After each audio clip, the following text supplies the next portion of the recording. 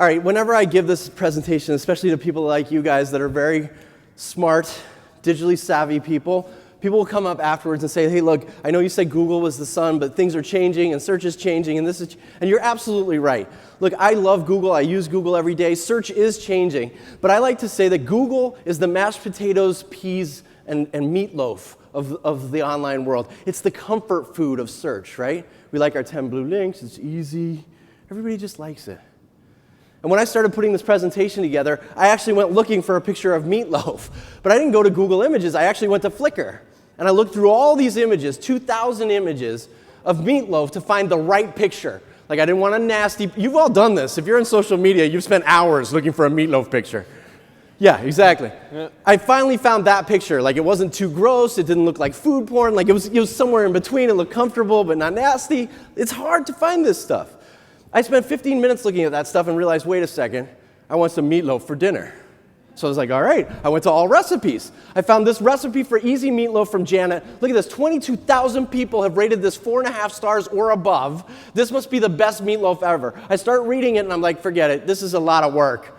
I'm not actually gonna, I'll go out for meatloaf. So I went to Yelp. I typed in best meatloaf in Boston, Massachusetts, which is where I live, and I start scrolling down the list, and I look for 2 places. I find 2 that I like, Pop's Restaurant and Bar, and if you're from Boston, it's a great place, awesome meatloaf, I'm sure, but the parking is terrible. And I'm like, forget it, I'm not going there. And then there's the All-Star Sandwich Bar, which is a great place. It's in Somerville. It's got really, really great sandwiches, and I'm sure they have a great meatloaf sandwich, and I'm like, I want to go there, but it's kind of loud and noisy. They've got beer, and it's kind of a sports bar, and my wife doesn't love it, because we can't talk, which is why I like it. So I'm like, well, forget it. We're not going to the All-Star Sandwich Bar. You know what? I will make meatloaf, but this time I'll actually go to YouTube and I'll watch someone make meatloaf. Maybe that'll make it look easier. This woman, Betty, starts making this meatloaf recipe. I'm a minute 15 in. It's got 10 minutes left. 10 minutes and 12 seconds this video is. I've got ADD. I'm like, forget it. I'm not going to watch this video. So I go to 5min.com where you can learn how to do anything in 5 minutes or less. I'm watching a 3-minute video on how to do meatloaf, and I'm like, this is my speed. And then she says, you need a meatloaf pan. Crap, I don't have a meatloaf pan. So I go to Amazon, I order myself a meatloaf pan, right? I've got 24 hours now before this thing shows up at my door, so I'll make meatloaf in a day, maybe. But I decide, you know, I like history. Who invented meatloaf? I go to Wikipedia. You know what? It's from Pennsylvania. Any Pennsylvanians? Thank you, guys. German Americans from Pennsylvania brought us the comfort food of search. Thank you. It's obviously really good. I start reading this, but I notice this picture, and I'm like, that's kind of nasty. I don't know. It looks fatty. Maybe I shouldn't eat this. I decide I should figure out how many calories from fat are in the meatloaf. 2 pounds of ground beef equals 1,138 calories. That is disgusting. I'm not making meatloaf. I don't want meatloaf. I'm not eating meatloaf. So I go to Facebook and I join the Meatloaf Sucks group. Which is a great place. Where there's a long diatribe on there, actually, by this guy who got E. coli because he didn't cook his meatloaf all the way.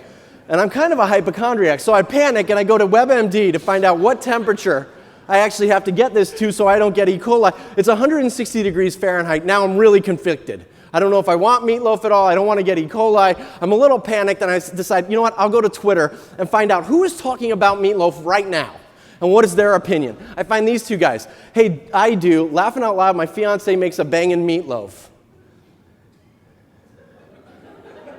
Pretty sure that's a euphemism. This guy says, finish my meatloaf, still not got a clue what the hell I just ate.